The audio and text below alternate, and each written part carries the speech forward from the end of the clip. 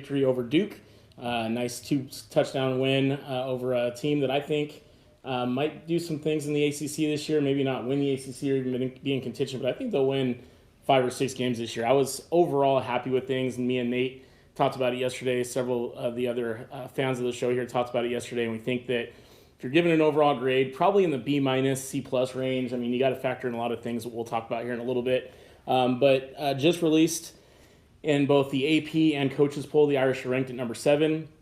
The interesting thing about that is the AP and coaches poll both took out teams that aren't going to be playing this year. So the Ohio States of the world, Michigan, teams like that, they may play. It looks like there's going to be a vote on whether to play or not here pretty soon. But as of right now, they're not playing, so they were not ranked. I know there's a lot of upset people out there that LSU is still in there, even though they haven't played. A couple other SEC teams, but when they do play, I'm sure they'll be pretty good, and I'm sure they'll earn that ranking. So we'll see how that goes. With that being said, future Notre Dame opponents that made the top 25, North Carolina, who, man, they're going to be tough. I saw them play a little bit yesterday. Sam Howell looked really good. Well, not really good. He looked good. I think you got to take everything in week 1 with a grain of salt, being that nobody really saw live competition. It was the first time a lot of these players had played together, so you got to kind of take everything with a grain of salt. So North Carolina came in at number 11. Clemson came in, obviously not staying at their number 1 spot. They destroyed Wake Forest. I think it was 35-3 or 35-0, something. It was crazy. And then Louisville came in, staying ranked at number 16. Pittsburgh got some votes. Wake Forest got some votes. I mean, with as few teams that are playing, I think it's obvious that some of these teams that typically wouldn't get results or get ranked were ranked yesterday. So we're going to start looking at the offensive side of the football in the 27-13 win over Duke. Ian Book, QB1, was 19 of 31 with 1 interception and 1 touchdown. He was sacked 3 times. Nate, talk about Ian Book. I know that's your guy. Just for the record, for those of you guys that might be new to the show, back when there was a controversy of who's going to start, Ian or Brandon Wimbush, I was a Team Wimbush guy. Nate has been Team Book for the entire time, so I'm going to let him take this and say what he thought about Ian's performance first. Yeah, I mean, he's still struggling with having happy feet still. Yeah. And I feel like he was put into some difficult situations from maybe where we got the ball, maybe some flags, whatever it may have been.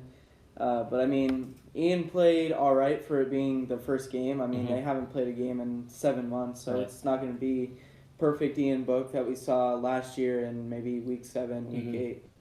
Good points, and I think Ian still was able to, we talked about happy feet, and I know that can get annoying and things like that, but at the end of the day, you got a mobile quarterback who can make plays with his feet also, and I think Ian is so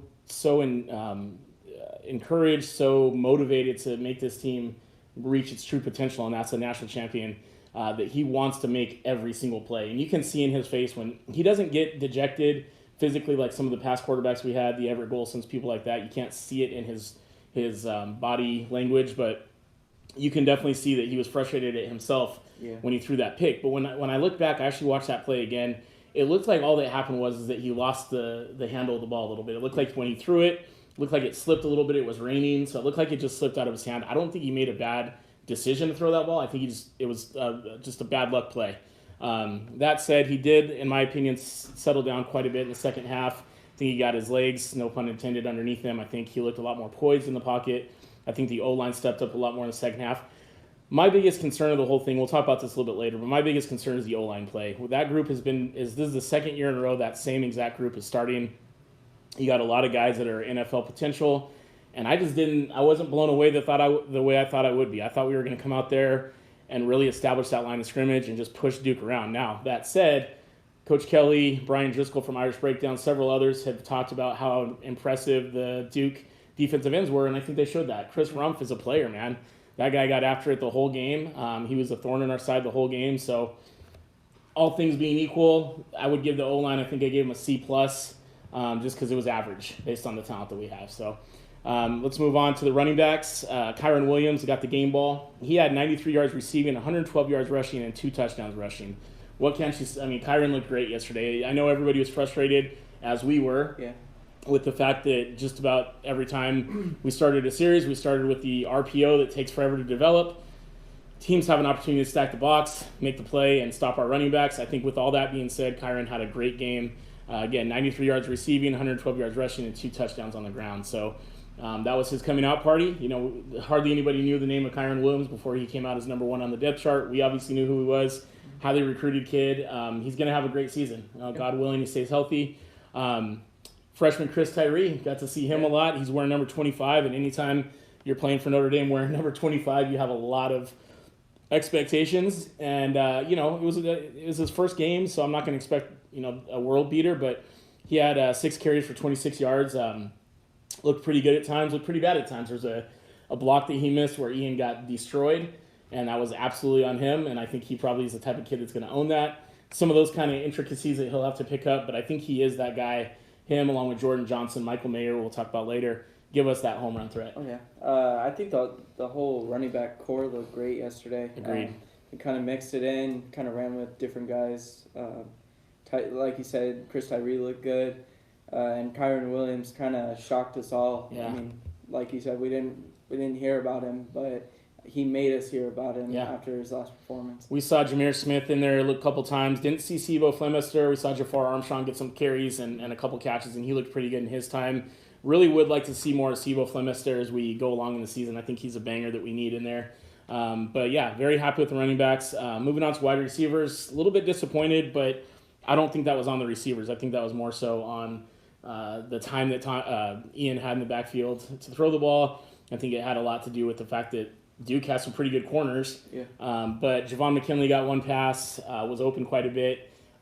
Joe Wilkins, what can you say about him? He had 4 catches for 44 yards. He was our leading wide receiver. Kyron Williams was a leading receiver with his 93 yards, but Joe Wilkins was the leading wide receiver with 4 catches for 44 yards. And like I said, we saw Javon McKinley a couple times. We saw basically all of our wide receivers were out there. I don't think I didn't see anybody that I didn't expect to see. So it was good to see a good selection of running backs in there. Tight ends, holy cow, man. Tommy Trimble is one of my guys. I love that dude. I think he's got all the talent in the world. He frustrated me a little bit yesterday when he had that opportunity to not only get a first down, but as I watched that play back early on in the second quarter, he would have probably broke that maybe for 6. He could have probably gone all the way, but at the very least it would have been a first down that we really, really needed because we hadn't had one at that point. So he missed that play, but he did come back and had a decent game. But how about Michael Mayer? Man, I don't know if you guys heard Mike Tirico say yesterday, but he'd mentioned that in practices, Michael Mayer's been the 50-50 guy. So what that means is when Ian Book just needs a play to be made, last year you toss it up and Chase Claypool's probably going to come down with it. It's 50-50 ball. This year in practices, it seems like that guy's going to be Michael Mayer. 18-year-old kid, maybe 19. I think he's probably 19. But just built like an NFL tight end already, runs like an NFL tight end. He's got great hands. You saw him block a little bit yesterday too. I was just beyond blown away by Michael Mayer. Nate, what do you think about the receivers and tight end group? Yeah, it was kind of odd because we didn't see Braden Lindsay out there. We'll get to that later. Yeah, but I was pretty impressed with the guys that we rolled out there with, and Michael Mayers, my bad. Michael Mayers looked great as always. Michael Mayer. Yeah. Just no S. I was just really impressed with Michael Mayer, really impressed with what I saw out of Joe Wilkins. Javon McKinley, although he didn't have too many stats, looked good. So I was happy. I was happy with what I saw by the receivers, even though they didn't have the blaring stats that we might have been looking for. Let's see here. What else do we have? On defense, let's switch to the defensive side of the ball. You already know what you're going to get with it. Jeremiah Owusu-Koramoah, as we call him, Jock. He's going to be an NFL player. He's going to be playing on Sundays. But yesterday he did get the defensive game ball, although we as those Leprechauns did not select him. We'll get to that guy in a minute. But Jeremiah Owusu-Koramoah had 10 tackles, 2 sacks, and 3 tackles for loss. So he had a great game in his first game of the season, building off his success of last year. Kyle Hamilton, before he got hurt, had 7 total tackles. And Nate, why don't you share what you learned about Hamilton's injury? So Coach Kelly said that it was just an ankle sprain for Kyle Hamilton and that he could have gone out there, but just for precaution, he let him sit out the rest of the game. Yeah, so he should be fine for next week. And I think that's smart. You don't need him. You don't necessarily need him. We had I think a 12-point or 11-point lead at that point, so let him sit that one out and get ready for South Florida. Mm-hmm. Nick Mcleod, the transfer from North Carolina State, had 5 tackles. I thought he looked pretty good. Didn't get burnt. Seemed to be a sure tackler, so I was happy to see about him. But the guy that I was probably most impressed with on both sides of the ball is a guy that got some playing time last year, but it looks like this year is going to be a real stalwart on the defensive line. And that's Isaiah Foskey, number 7. He just switched numbers. So I did not see him get beat one time. I saw him constantly in the backfield. I saw him constantly making plays, hurrying the quarterback. Very, very, very impressed with Isaiah Foskey. He didn't show up so much in the stat lines, but holy cow, did he look great. Kurt Heineck, another guy on the defensive line, I thought looked really good at the nose position. Kurt Heineck has had an up-and-down career. I think if he can stay healthy and stay aggressive and stay hungry, I think he can really, really do some things and possibly even play on Sundays. He's a little undersized for a nose position, but he got a lot of great pressure yesterday. I really liked seeing him use his hands. You could tell Coach Elston worked with him on using his hands, club rip, club swim, all kinds of different things. Just looked really, really good to me. So I was very happy with the D-line play. Nate, what do you think about the D-line play? Yeah. Nate, being a defensive lineman, is going to give us some expertise here. Kurt, I really like what I saw from Kurt Heineck yesterday. He's another guy that seemed to be in the backfield every play. He was always swarming to the ball, and that's what the whole defense did yesterday. They all swarmed to the ball. Definitely. It wasn't just one guy tackling, it was a whole team tackling, so that's what you love to see. Before we go any further, we want to let you guys know we don't have a call-in guest today, so that call-in guest is going to be you. So if you want to give us a call, 909-238-3014 is our call-in number. Nate's going to put that number in the comment section in case you missed it, but it's 909-238-3014. Feel free to jump in anytime. If you do us a favor, though, if you're watching this after the show's over, which will probably be in the next 15, 20 minutes or so, please don't call in after. Please just call in while we're live.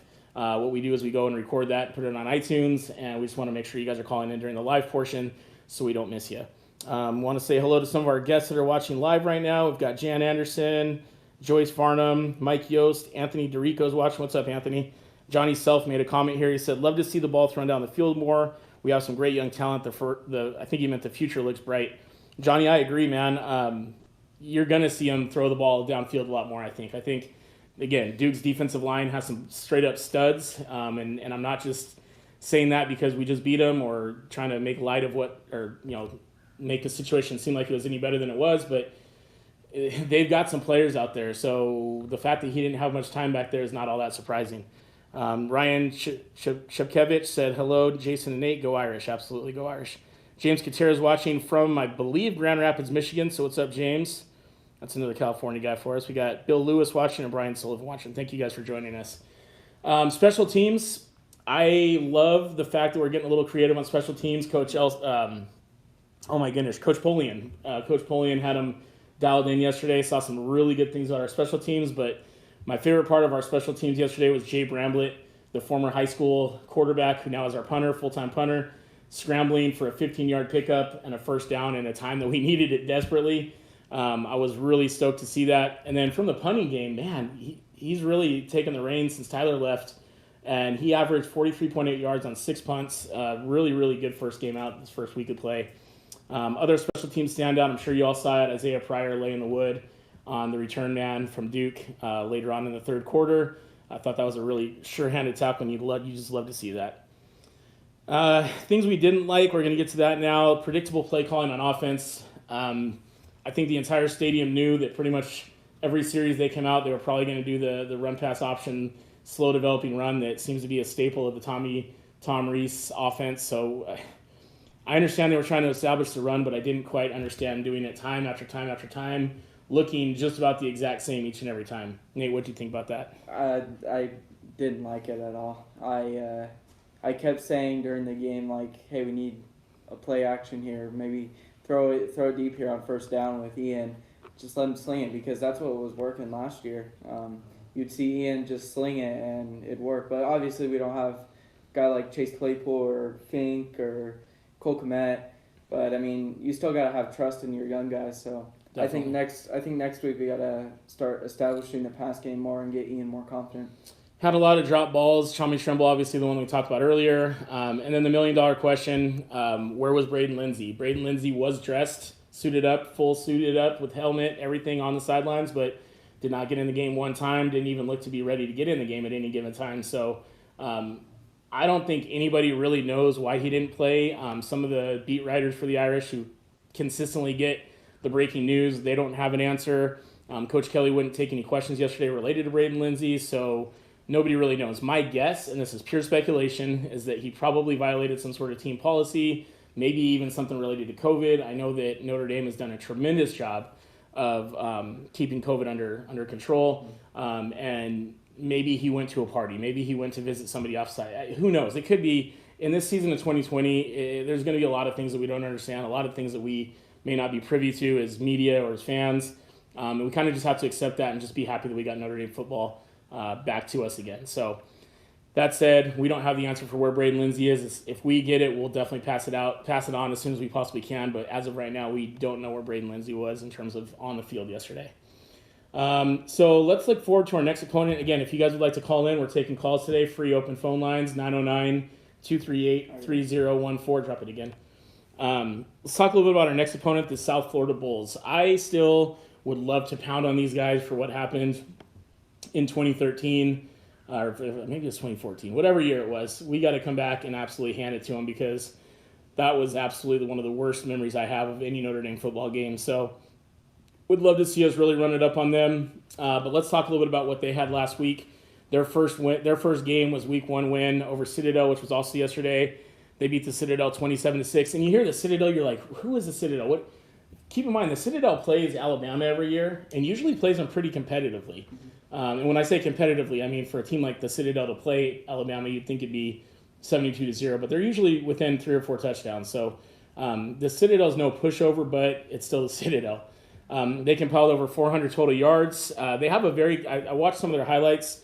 They have a running back named Grier Jr. that I think is pretty explosive. He's small, but I think he can be a pretty explosive back for them. So I'm a little concerned about him, but I think our defense is so locked and loaded right now that I think they're not going to be challenged until November 7th, and we'll get to that a couple of shows from now. Looks like they'll have a 2-quarterback approach. They have a grad transfer, Noah Johnson, who yesterday had 49 yards rushing and a touchdown on the grounds. He only completed 3 or 4 passes, but he's clearly their running threat. That's Noah Johnson. Their other quarterback is Jordan Mcleod. He completed 11 to 16 passes for 68 yards and a touchdown through the air. So 2 pretty good quarterbacks. One of them is going to be mobile, so when you see him come in, expect some quarterback draws, maybe some option looks, things like that. And then the other guy's more of a pocket passer, but also has some wheels on him. Defensively, USF, South Florida is very aggressive. They have a couple playmakers. One of them is a guy that I was very impressed with. His name is Grier Jr. He's a transfer as well. They seem to get a lot of transfers there. He had 10 tackles yesterday, a sack, and a forced fumble. He was constantly getting after the quarterback. He was in the right place at the right times. He's a guy that I think they're going to probably need to game plan around, because he's a type of guy that can really cause some problems for us. So they'll be wanting to watch out for Grier. The other defensive player they have that I was impressed with is a kid named Thad Magnum. Pretty cool name, actually. He's a grad transfer defensive tackle. He had 9 tackles and several quarterback hurries yesterday. The Citadel offensive line was extremely small. I don't think even their best offensive lineman would start on the South Florida team. That said, this guy was all over the place at the defensive tackle position. He was making plays, shedding blocks, taking on double teams, and causing the linebackers, as I mentioned Grier earlier, to make some plays. So we got to keep an eye on Thad Magnum, but I think our guys will be able to handle that task. So my far too early prediction for next week's game, I think being that Week 1 was the first time we had full contact in quite a while, I think that there was a lot of kinks that needed to be worked out, and I think by the second half they did. I think Ian's going to calm down and make the throws that we know he can. I'd love to see him get comfortable right out the gates with some short passes to maybe Michael Mayer, maybe Tommy Trimble. If Braden Lindsey's playing, maybe some passes to him to let him do his work. But just some short, easy timing routes that we can get him going. Defensively, I think they're going to come out, and I think we can play with anybody in the country playing or not playing right now defensively. So that said, my far too early prediction for next week for South Florida is Notre Dame 31, South Florida 10. Nate, what do you got? So I said that Ian's going to bounce back. We're going to start establishing the pass more. Maybe take a back road on running back. And Ian will throw for 300 plus and 2 touchdowns. And I also said that Michael Mayer is going to get a lot more playing time. I don't think he'll start, but I think he will get more playing time than Tremble. But I do say that we win very convincingly, 42-10. Anthony DeRico chimed in with his thoughts about next week. He says they'll get better. They shake off the rust and is due to part of COVID and two, but they'll come back stronger, no doubt. First game jitters. Go Irish, absolutely. What? Let's see, we got Ed Doyle is mentioning that Irish Illustrated reported Braden Lindsay had a hamstring tweaked. Hopefully not hopefully he had an injury, but hopefully it was nothing too serious. If it's just a tweaked hamstring, I think he'll be all right. I find it odd, though, that they still wouldn't really talk about it yesterday, but we'll see what happens there. Matthew Rose, thanks for the shout-out on this. Jason Hendricks, hope you guys are safe from all the wildfires.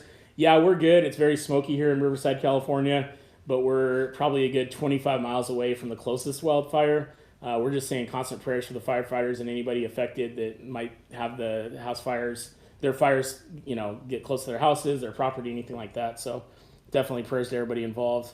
Don Sandifer said, I thought they should have taken more shots down the field too, Nate.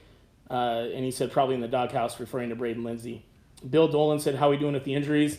Kyle Hamilton's fine. He'll be playing next week unless he tweaks it again in practice or something, but it looked like it was just was it a hammy? Yeah, ankle sprain? No, ankle sprain. Ankle sprain. So he'll be fine. He'll bounce. That kid he's a monster. He'll bounce back. He's going to be just fine. And I don't think we had any other injuries to note. Looked like everybody got out healthy. Knock on wood, we want to continue that trend. But yeah, it looks like everybody got us fine. Before we jump off here, we want to talk about the golf tournament that we're going to be helping out with that Clint Johnson is doing for Save You Sports. So check out saveyousports2020.com. He's doing a tournament in Chicago. Definitely want to check that out if you're in the Chicagoland area. A lot of former Irish players, including Lee Beckton, Emmett Mosley, Clint Johnson, Reggie Florima, Oscar McBride, all going to be there. And then there's a lot of really cool former Notre Dame player items that will be out there as well. So you're definitely going to want to check that out. He's going to be doing another one in Dallas, so it's going to be a great time for him. Also wanted to say, once again, a big thank you to our sponsor, John Matera Photography. If you haven't seen these photos yet, this is the goal line stand against USC back in 2012. John takes pictures of these and then gets them matted, and they look absolutely beautiful. That's the one of the USC goal line stand. And then he's got one here, too, that you can see, which is titled Our Mother. And it displays the Sacred Heart of Jesus standing statue giving reverence to his Our Mother on top of the glorious Golden Dome. So these photos are absolutely amazing. We want to thank John once again for his sponsorship, providing those for us, also providing one for the tournament that I just spoke about that Clint Johnson's running. So we didn't get any call-ins, and that's fine. We'll get some next time and see. We got so just some breaking news here real quick, and not good news. We had the Chargers game on in the background, and wow, looks like Drew Tranquil is hurt pretty badly. Let's see what happened here. He's starting linebacker. Yeah, he's got a major leg issue, guys. Oh, yeah, Drew's leg basically turned backwards. Drew Tranquil, obviously we all love Drew. He was starting at linebacker for the Chargers this year. Twisted his leg up really bad. They got a air cast on it. He's not even able to put pressure on it. So really, really sad to see Drew's being taken out on a stretcher, and it's not looking good at all. So prayers for Drew Tranquil. We got to make sure that guy gets better. Just a phenomenal, phenomenal person, phenomenal, phenomenal football player. So let's really pray for Drew. He's had some really bad luck injuries, and this one doesn't look to be any better. So, okay, well, with that sad, depressing news, we're going to jump off here and check in with you guys next week after the South Florida hopeful win. You guys all have a great week. Stay safe.